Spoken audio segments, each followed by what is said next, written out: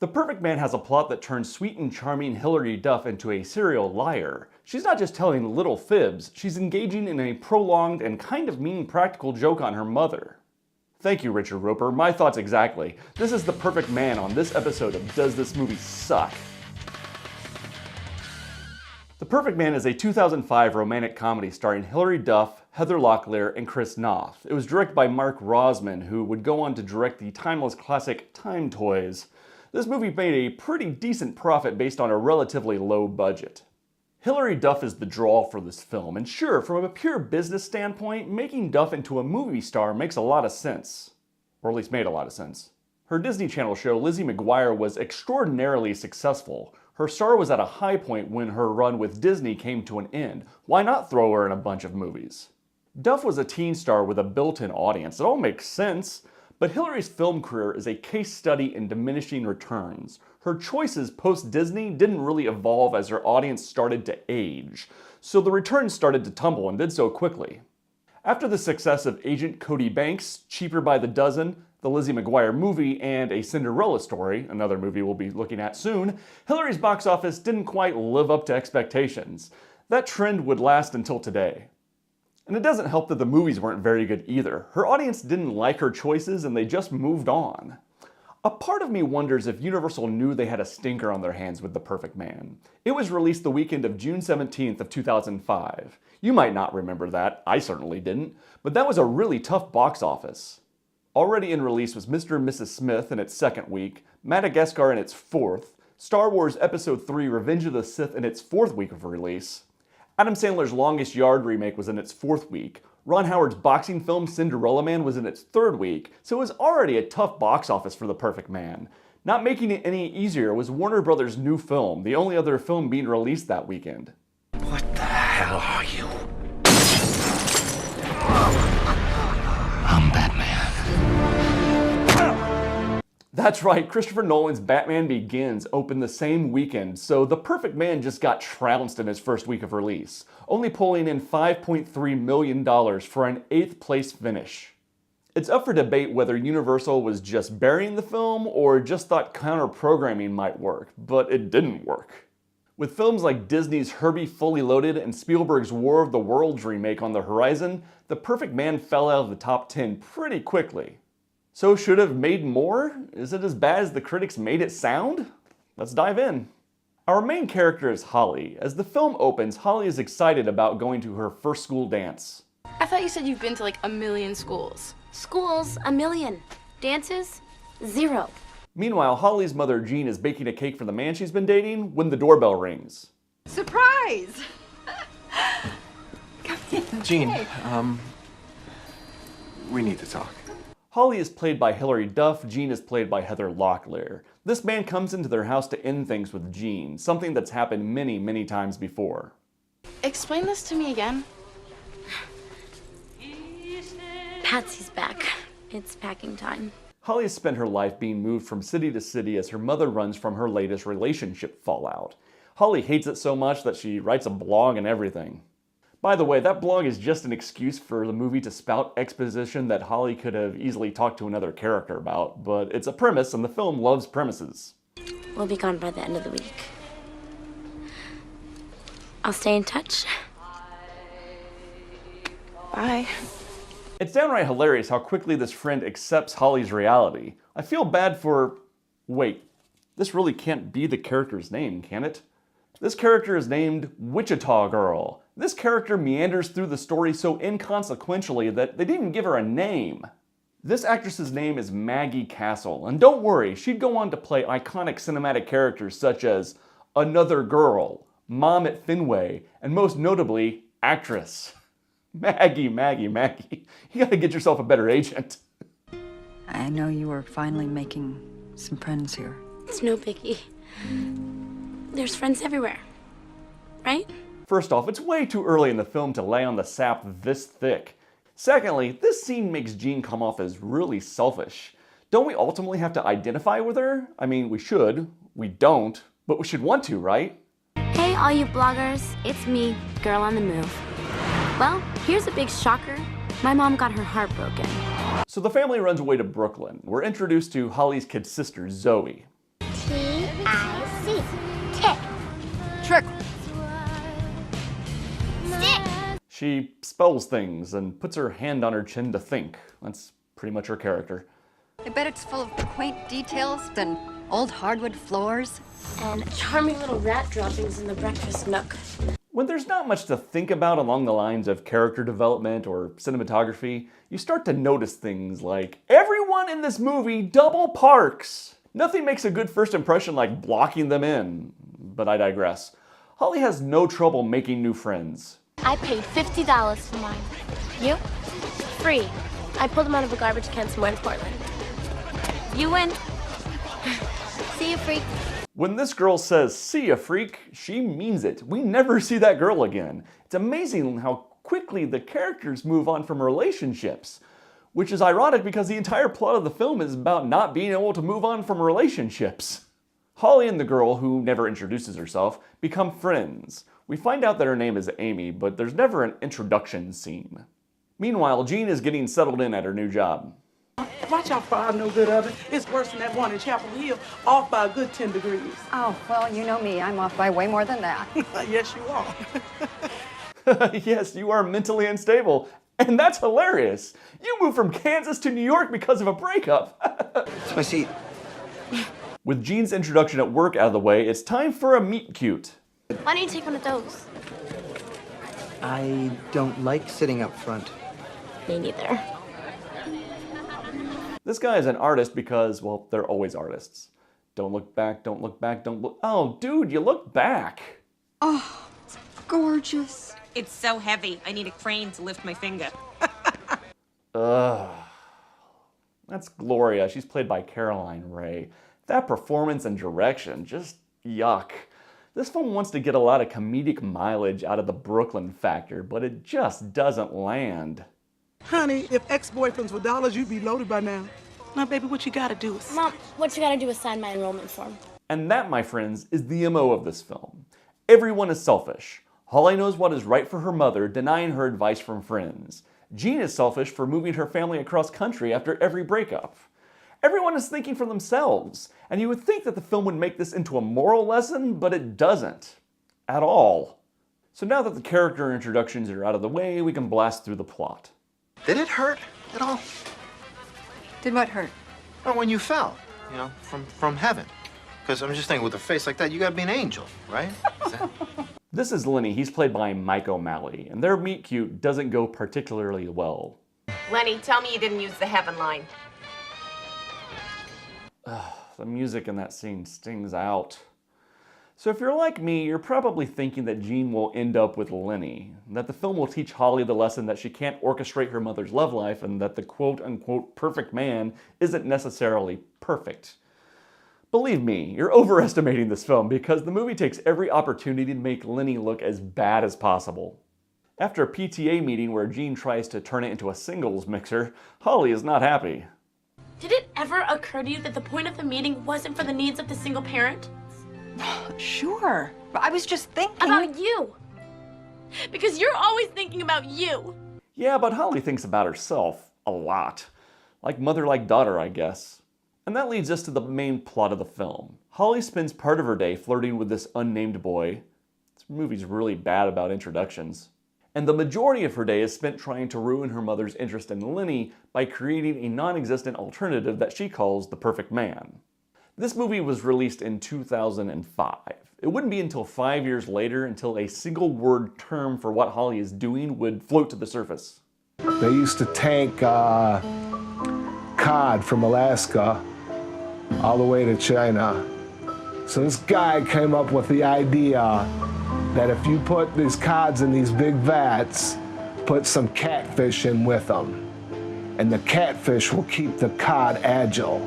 Yeah, Holly is totally catfishing her mother. Thanks, Neve. And there are those people who are catfish in life, and they keep you on your toes. Holly heads to a restaurant that's owned by her new BFF's uncle. We still haven't learned the best friend's name or the uncle's name. He knows about females. He knows more about females than I know about females. Oh boy, yeah, that's Carson Kresley. His job is to chew the scenery thoroughly.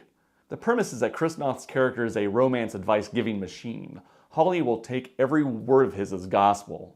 The whole Hilary Duff-Chris Noth dynamic in this movie is very, very creepy. This is for you. Why? Because a flower like this is perfect. Stay tuned, it gets creepier. Noth's character tells Holly that the orchid is the perfect flower for a woman, so Holly buys one for her mother, but addresses it from a secret admirer. This leads to our first ridiculous premise-based action sequence, I guess you could call it. Holly tries to get her mother to go downstairs to find the flower.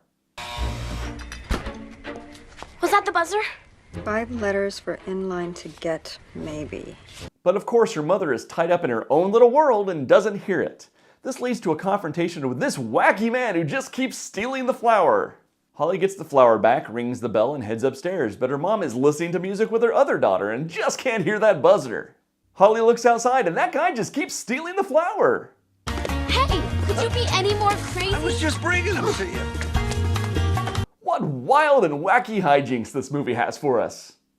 Jean finally finds the flower, and the next day, well, she's seen men with whole new eyes.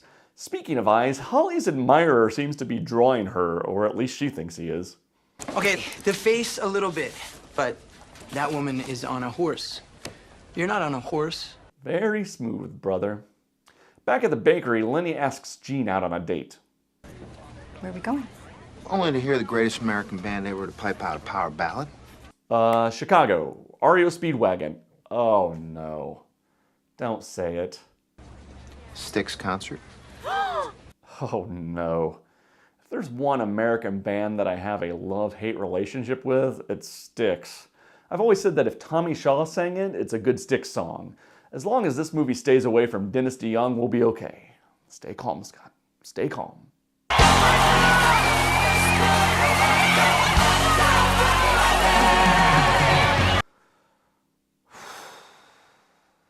You're wondering who I am. Actually, I know who you are. Who are those other guys? I don't think that's Styx. Oh, they're Kilroy. They're a tribute band to Styx. Yeah, the singer's not as good as the original, but if you close your eyes, you can't even tell the difference. Okay, for the kids, the joke here is that is Dennis DeYoung. He's the original lead singer of Styx, so that's the joke, that he's better than that's the joke.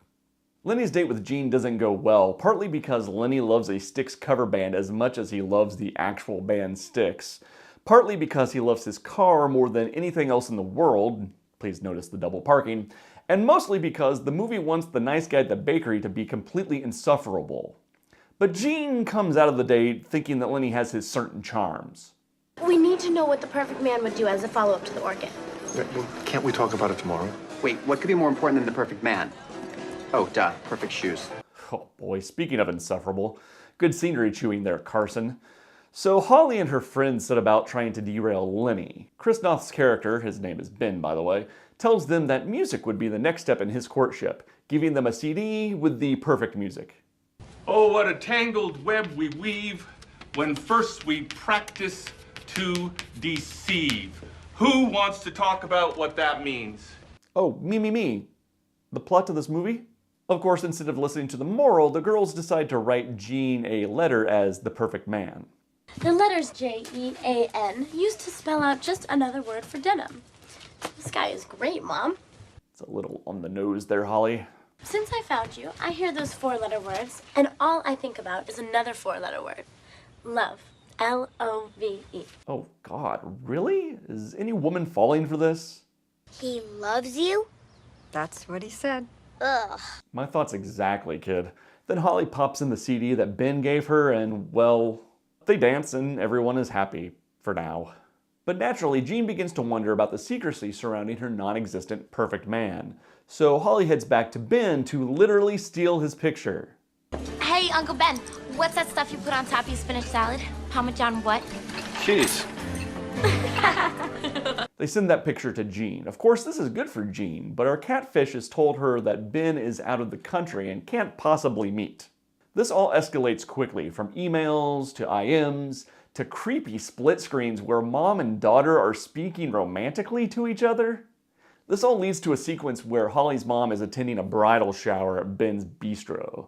Of course, if they meet, Holly's plan would be completely derailed. So our players are Holly, her friend, Ben, and Jean. The girls split up to delay Ben and Jean's arrival at the bistro. How do you think this should play out? Holly goes with her mom and the friend to her uncle's place, right? Nope. The movie sends Holly to Ben's and the friend to the bistro, which leads to an incredibly awkward and creepy scene of Holly and Ben hanging out at his place. How about you have a seat and I get you soda? Is that okay? Okay. Oh, this scene makes my skin crawl. No one looked at this and said, this scene has a bit of an American Beauty vibe. Maybe we should just cut it out? Luckily, they're saved by Lance. The pilot light on that big thing that cooks the food, it's out again. No, it can't be broken. I just bought it 2 months ago. Whoa, wait a second, stop the movie. First off, you're telling me that Lance knows what a pilot light is, but he doesn't know that it's called an oven? That's ridiculous. Secondly, just because you bought the oven recently doesn't mean that the pilot light can't blow out. And thirdly, it's a professional kitchen. You're telling me there's not one person in there that knows how to restart a pilot light? Calm down. I'm coming right now. Bye-bye. Well, Ben and Jean only just miss each other. This sequence, which takes up a lot of screen time and uses Carson Kressley a lot to chew scenery. Is this your idea? No, I would never do that. Well, actually, I would do that, but I didn't do it. Why didn't I? Well, this scene ends with Holly just starting a freaking fire to set off the sprinklers to keep Ben and Jean from meeting. These girls are terrible. Not only are they catfishing Holly's mom, they just ruined Ben's bistro just because of their scheme. There's this super awkward scene where Holly's boy toy talks on the phone romantically to Jean, posing as Ben. Man, this movie is super creepy. The girls decide to end this charade by making Ben and Jean meet in real life, thinking that they're a perfect matchup. This requires Holly to tell Ben what's happening by giving him the emails that she's been catfishing her mother with. Here, Ben, be this person. Ben needs to meet Jean under the Brooklyn Bridge for everything to be perfect. Of course, he doesn't show because who would? Holly then is forced to tell her mother the truth. I made him up. What? The flowers and the letters and the emails and everything. Jean seems to know what words to say, even if her actions in the upcoming scenes are completely contrary to her thoughts. How could you be so cruel? I wasn't trying to be cruel. I was trying to make you happy. Oh, well, you have a lot to learn about happiness. So we've all learned a bit of a lesson here, right? Holly has learned that she can't orchestrate her mother's happiness and that the perfect man isn't necessarily perfect for her mom. Jean has learned that running from her problems isn't the answer and that Holly is unhappy. We've learned something, right? Well, we haven't learned much because this happens. Well, side of her anyway. I realized she doesn't need an army to protect her. You don't let anybody close enough to hurt you in the first place. Oh, I hate this scene because of what we find out later about that picture. There's a second side to the picture. He could have just said, hey, there's another picture, but no, because this is a movie. And because we haven't learned anything, this happens. I want to move. What? Daughter, don't make the same mistakes that I have made and realize just 2 scenes prior, we need to stay here and confront our... What the hell? The family starts packing. Are you freaking kidding me? So the boy comes and talks to Jean, who reveals the other side of the drawing. Lucky for him, Holly finds it and sends him an instant message later that, oh my God! No, why? Jean felt the heartbreak of being catfished, and now you're telling me that she's turned around and is catfishing her daughter's potential boyfriend? These characters have learned nothing, and you think the movie would leave the characters in a place where they are okay with each other, alone, but ready for the next step. But no. Holly and the boy are getting together, Jean and Ben meet in real life and are attracted to each other, and the kid sister wins the spelling bee. Okay, maybe that last part is inconsequential, but the lessons we've learned are, be terrible people to one another, undermine your family's romantic pursuits, and everything will turn out fine. No, this is not how real life works. This isn't how movies work. This movie is forgettable. Because everything works out, the viewer can just delete it from their memory. They don't grow as characters, we don't grow as viewers, nothing changes, we delete it and we move on. This movie really didn't have any fallout. Hilary Duff would make smaller and smaller movies until the roles dried up. She was most recently seen on the TV Land show Younger. The writer wouldn't write another screenplay for 7 years, I guess. Sometimes the setup and fallout aren't going to be interesting, kids. They can't all be Battlefield Earth. So, does The Perfect Man suck? No. I mean, it's sappy and reeks of creepy scenes and poor morality, but there's a ton of horrible movies in the world that are more hateable. The Perfect Man is just there. It's not good, though. It's not good at all. I put links to all my social media in the description box below. There's another episode you might like right there. And we'll see you next time when we ask the question, does this movie suck? Thanks for watching. Yo!